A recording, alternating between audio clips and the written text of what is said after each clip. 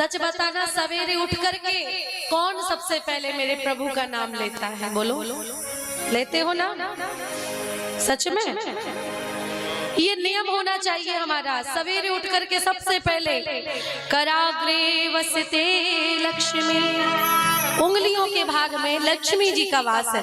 यहाँ मध्य भाग में करतल में श्री सरस्वती जी का वास है और मूल भाग में श्री गोविंद कृष्ण का वास है। अगर कोई भी उठ करके सबसे पहले अपने हाथों को देखे उठते ही, तो उसकी दुर्भाग्य की रेखाएं सौभाग्य में बदल जाती हैं। इसलिए सुबह उठ करके अगर हाथों के दर्शन करते हो तो तीनों देवताओं के दर्शन का फल मिलता है।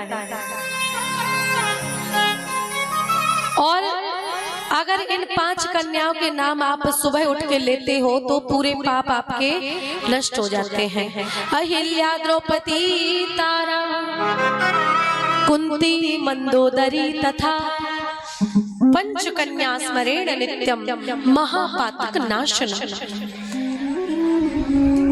ये विवाहित होने के बाद भी इनको कन्या का स्वरूप बताया गया है, क्योंकि ये साक्षात देवांगनाएं हैं, साक्षात भगवती है। अहिल्या, द्रौपदी, तारा, कुंती, मंदोदरी तथा पंचकन्या स्मरेण नित्यम महापातक नाशनम। अगर ये श्लोक ना उठ करके जाप कर सको तो कम से कम अपने हाथ के दर्शन तो कर सकते हो। बोलो। तो मेरी मैया, सुबह उठ के भगवान का नाम लिया करो, क्योंकि अगर राम कहोगे ना उठते ही तो दिन आराम से गुजरेगा। और उठते ही लोग क्या कहते, राम नहीं कहते, अब तो कहते चाय लेके आओ। शुरुआत करोगे चाय कह के कि तो दिन भर घर में चाय चाय चाय चाय मची रहती, लड़ाई है ना, दिन भर लड़ाई मची रहेगी घर में। इसलिए चाय नहीं कहना है, राम कहना है। राम, आराम से दिन निकले। आराम तुझको चाहिए तो एक काम कर, धरती के हर जीव को पालने वाली है, मुझे तेरे ऊपर पैर नहीं रखना चाहिए, क्योंकि तू मेरी माँ है, लेकिन फिर भी मैं तुझ पे चरण रख रहा हूँ, मुझे क्षमा करना। उसके बाद आपने नित्य क्रियाएं, माता पिता के चरण छूने चाहिए। कौन कौन सुबह उठ करके माँ बाप के पैर छूता है? सच बताना जरा, हाथ ऊपर करो। कितने लोग अपने माता पिता के चरण छूते हैं? अच्छा, आप लोगों में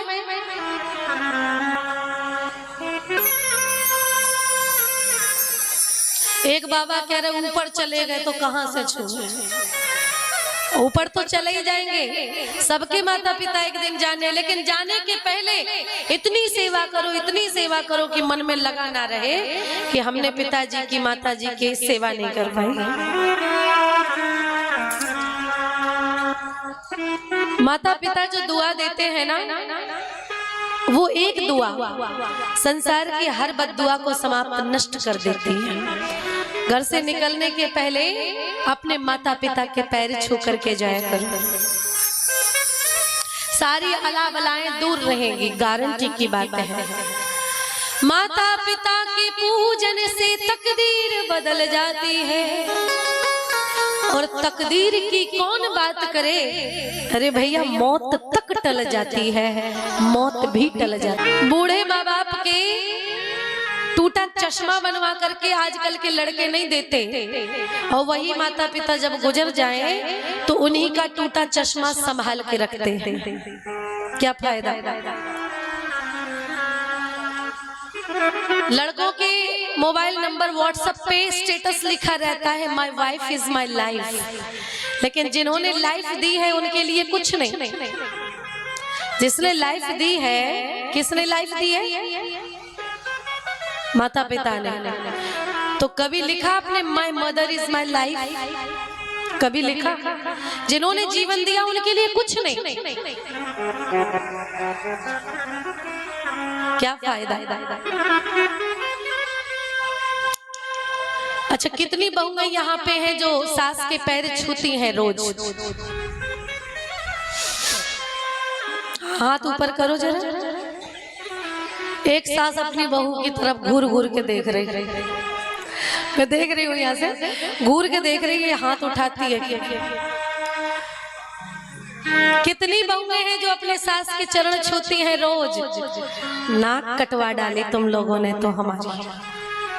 देखो तो अरे राम राम, इतनी दुश्मन है क्या सास? हाँ देखो 80 साल की हमारी माता जी हाथ उठा रही। क्यों हाथ उठा रही? क्योंकि इनकी सास देखने वाली है ही नहीं बगल में, तो हाथ उठा या ना उठा। अब बहुएं तब हाथ उठा देती अगर सास ना आती कथा सुनने साथ में, तो जरूर हाथ उठा देते कि हाँ हम छूते हैं। अब बगल में सास बैठी है, अगर पतोह ने हाथ उठा दिया कि मैं छूती हूँ अपने सास के पैर, तो बगल में जो सास बैठी है ठूसा मारेगी, कब छुए तूने, कब छुए तूने पैर, बता झूठ क्यों बोल रही है? तो इसलिए हाथ भी ऊपर नहीं कर सकती।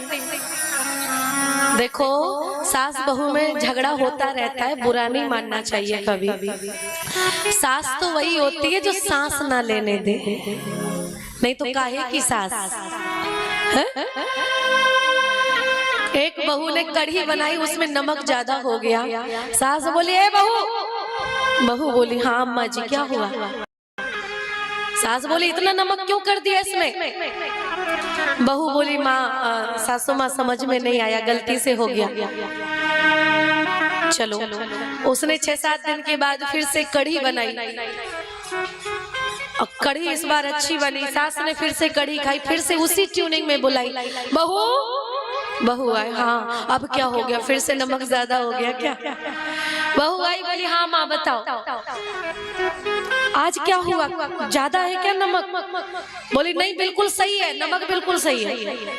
तो फिर अब क्या हुआ, क्यों बुलाया? बोले जैसे आज बनाई ऐसे उस दिन क्यों नहीं बनाई थी?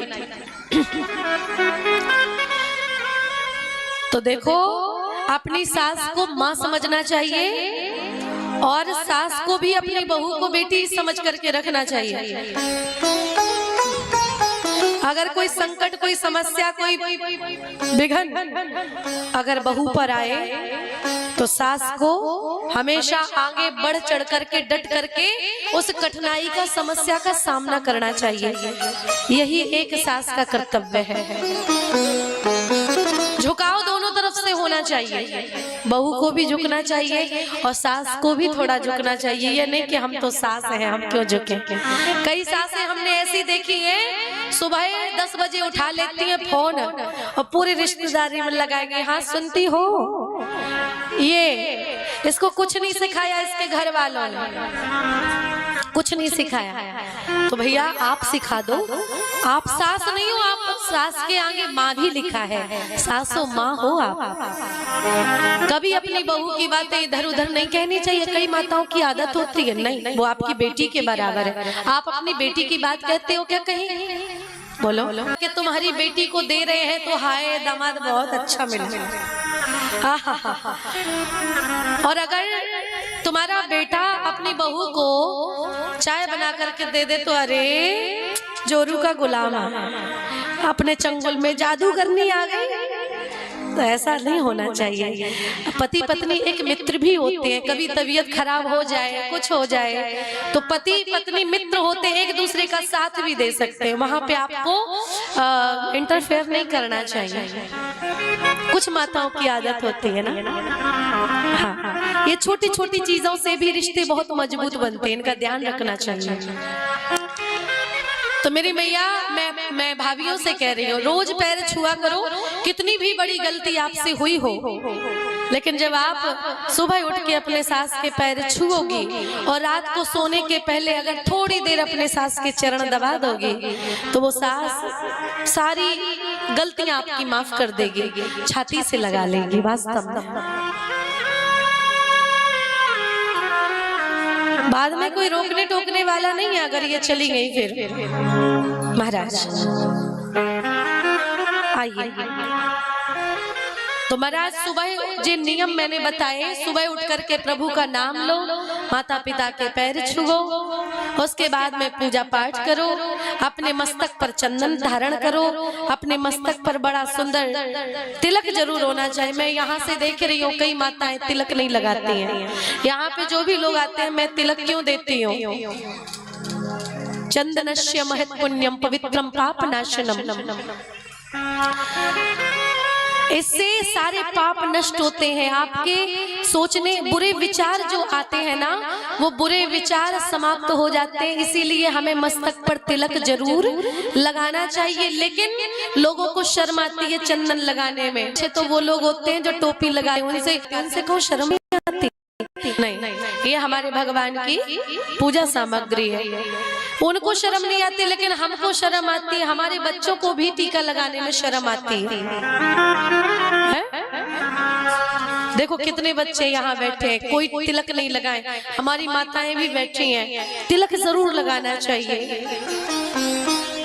भगवान के चरण होते हैं ये चरण, तिलक जो होता है। अगर हम तिलक लगाएंगे तो कोई भी बुरी विचार हमारे मन में कभी नहीं आ सकता।